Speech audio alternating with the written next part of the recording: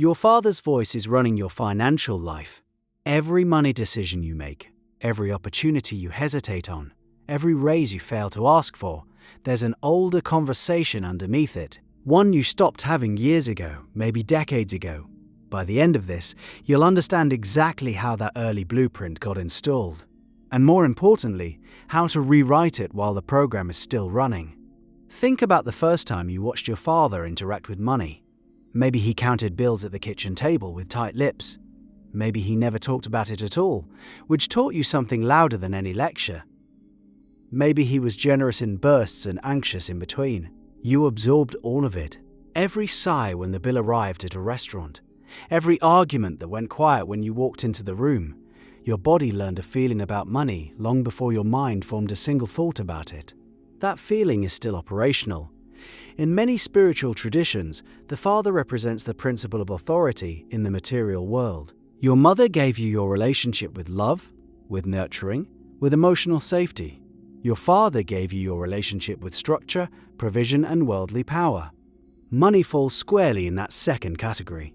So when manifestation teachers talk about your money story, they're really asking you to look at a much older story, the one written in a house you may have left 20 years ago. Neville Goddard taught that your assumptions about reality harden into fact. You walk around carrying assumptions about what you deserve, what's available to you, how safe it is to receive.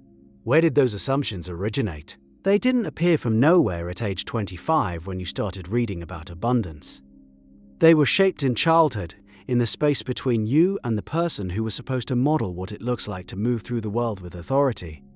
If your father was absent, you may carry a deep assumption that provision is unreliable, that support disappears, that you'd better figure it out alone because depending on an external source, whether that's a person or the universe itself, leads to disappointment. You hustle hard, you over-prepare, and when money does arrive, there's a part of you bracing for it to leave. If your father was controlling with money, using it as leverage or punishment, you might associate financial abundance with loss of freedom. Somewhere in your psyche, receiving money means owing someone, means being watched, means strings attached. So you unconsciously keep yourself in a range where you have enough to survive, but never enough to feel truly powerful. Power got linked to danger in that house. If your father was passive, if he deferred all financial authority to your mother, or simply checked out, you may struggle to claim your own financial power. Asking for more feels aggressive. Negotiating feels selfish. You wait to be given rather than positioning yourself to receive because the masculine model you internalized was one of retreat. Here's where it gets specific to manifestation practice.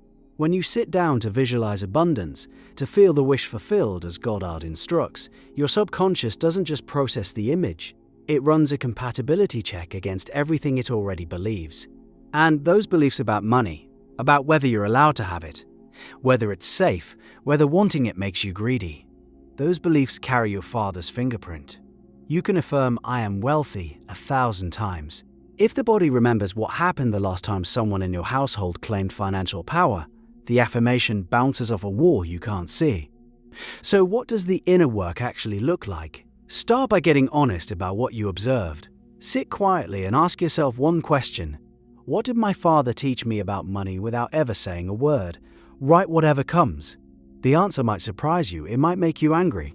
Let it. The Hermetic principle of correspondence, as above, so below, as within, so without, tells us that your external financial reality mirrors an internal state.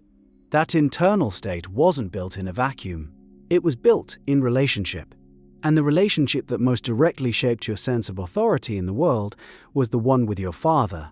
This means healing that relationship changes what you're able to receive, actually changes it.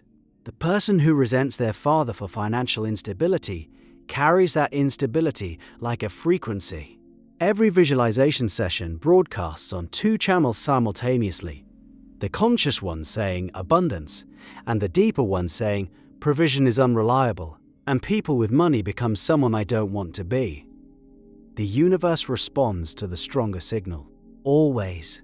Now, healing doesn't necessarily mean reconciliation. Your father might not be alive. He might not be safe to contact. He might be someone you've chosen wisely to keep at a distance. Healing here means updating the internal representation you carry, the version of him that still sits in your subconscious, running the old program. One practice that cuts deep: write a letter you'll never send. Address it to your father. Tell him what you needed around money that you didn't get. Tell him what you learned from watching him that you're now choosing to unlearn. Be specific.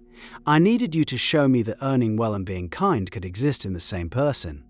I needed to see you ask for what you were worth without apologizing. The specificity matters because vague forgiveness stays vague. It floats above the wound without touching it. After the letter, sit in silence. Feel whatever comes. Then, and this is the part most people skip, write yourself a new narrative. I now understand that my capacity to receive abundance is mine. It was always mine. My father's relationship with money was his journey. I honor it. I release it. I choose a different frequency. Florence Scovel Shinn wrote that your word is your wand. The words you repeat internally about money are casting something, whether you're aware of it or not. When you catch yourself thinking, money is hard to keep, or wealthy people are corrupt, or I'll never have enough, trace it. Where did you first hear that? Whose kitchen were you standing in? Whose tension were you absorbing through the walls? The tracing matters because intellectual understanding alone changes very little.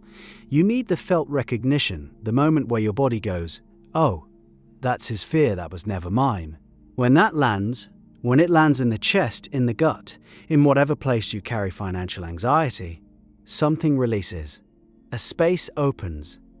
And into that space, new assumptions can be planted. This is where your manifestation practice transforms from recitation into actual creation. You're no longer layering affirmations over unexamined wounds. You're working with clean soil. But patience is required here. You didn't absorb these patterns in an afternoon, and you won't dissolve them in one meditation session.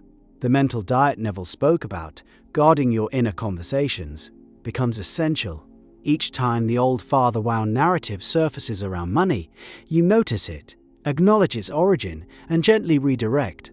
That was then. I am building something different now. Day after day, week after week, until the new assumption starts to feel more real than the old one. There's a common objection worth addressing honestly. Some people hear this and think, my father was fine. We had a normal relationship. This doesn't apply to me. Maybe, but fine and normal are worth examining.